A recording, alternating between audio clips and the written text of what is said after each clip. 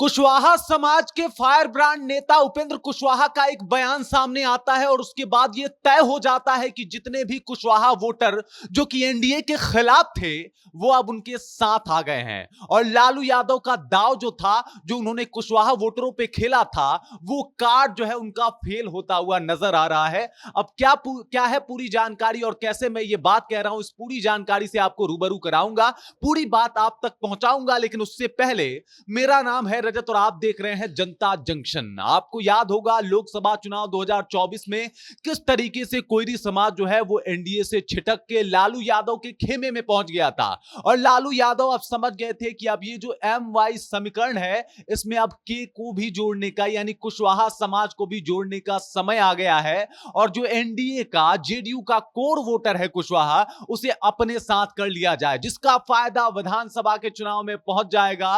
और विधानसभा के चुनाव में जो है हमारा प्रदर्शन बहुत ज्यादा बेहतर होगा। आप समझ जाइए कि लगभग 6% की आबादी बताई जाती है कुशवाहा समाज की, उसके बाद 14% यादव समाज, 18% मुसलमान समाज, और अगर पूरा जोड़ लिया जाए तो यह पहुंच जाता है 38%। और यह किसी भी विधानसभा में चुनाव जीतने के लिए पर्याप्त वोट माना जाता है। लेकिन एक बार फिर से उपेंद्र कुशवाहा के बयान के बाद कहीं ना कहीं लालू यादव का जो ये दाव था कि कुशवाहा वोटर उनके साथ आ जाएंगे और अब एमवाईके का समीकरण जो है वो अब से बिहार में लागू हो जाएगा और चालू हो जाएगा, वो फेल होता हुआ नजर आ रहा है। जिस तरीके से एक के बाद एक नीतीश कुमार ने दाव खेला, पहले भगवान सिंह कुशवाहा को एमएलसी के उपचुनाव में उतार दिया और उसके बाद उपेंद्र कुशवाहा को, जो कि नाराज चल रहे थे एनडीए से, पहले पवन सिंह के मामले को लेकर नाराज चल रहे थे, उसके बाद चुनाव हार गए थे तो इस बात से भी दुखी थे, और ये नाराजगी जो है उनकी दूर कर दी गई है। और अब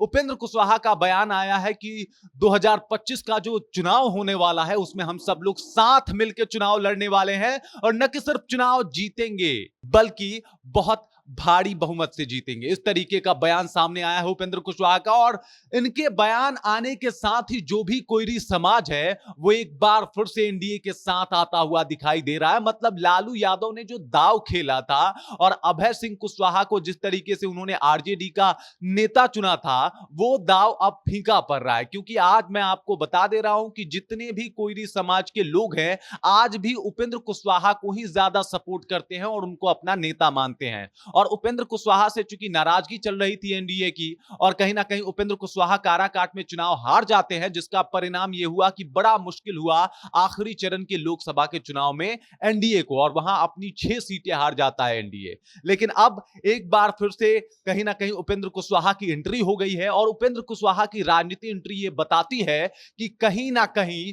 जो भी कुशवाहा वोटर नाराज चल रहे थे एनडीए से, नीतीश कुमार से या फिर नरेंद्र मोदी से, अब उसको ये ठीक कर देंगे और कहीं ना कहीं ये डैमेज कंट्रोल बहुत अच्छे तरीके से कर पाएंगे। बाकी आप समझ सकते हैं कि जो भी राजनीति होती है हमारे बिहार में वो जात के हिसाब से होती है, और जिस तरीके से एम वाई समीकरण के साथ लालू यादव सत्ता में रहे हैं या फिर आने के फिराक में रहते हैं, उसी तरीके से लौ कुश का समीकरण बिठा के नीतीश कुमार अपना काम करते हैं। और वो कतई नहीं चाहेंगे कि उनका एक समीकरण टूट जाए, यानी लौ कुश में से कुश यानी कुशवाहा जो है वो गायब हो जाए, क्योंकि इसका भारी खामियाजा उन्हें भुगतना पड़ सकता है। और इसका जो है कहीं ना कहीं मुजाहरा जो है पेश हुआ था 2024 के लोकसभा चुनाव में भी, जिस तरीके का माहौल बना था और जिस तरीके से कुशवाहा समाज बागी हो गया था एनडीए से, यह बात बताता है कि कितना बड़ा खामियाजा भुगतना पड़ सकता था कहीं ना कहीं एनडीए को। और ये गलती जो है विधानसभा के चुनाव में कतई नहीं करना चाहेगी एनडीए पार्टी या फिर नीतीश कुमार या नरेंद्र मोदी। बाकी इस खबर को लेके, इस जानकारी को लेके और इस बात को लेके आप क्या सोचते हैं, आपके जहन में क्या कुछ चल रहा है, कृपया कमेंट सेक्शन में जाइए और कमेंट करके अपना विचार जो है हम तक जरूर पहुंचाइएगा। और साथ ही साथ बताइए कि क्या वाकई उपेंद्र कुशवाहा जो है वो कोयरी के, कुशवाहा समाज के सबसे बड़े लीडर हैं। इसके ऊपर आपकी क्या राय है वो भी बता सकते हैं। बाकी आप देख रहे हैं जनता जंक्शन और मेरा नाम रजत है।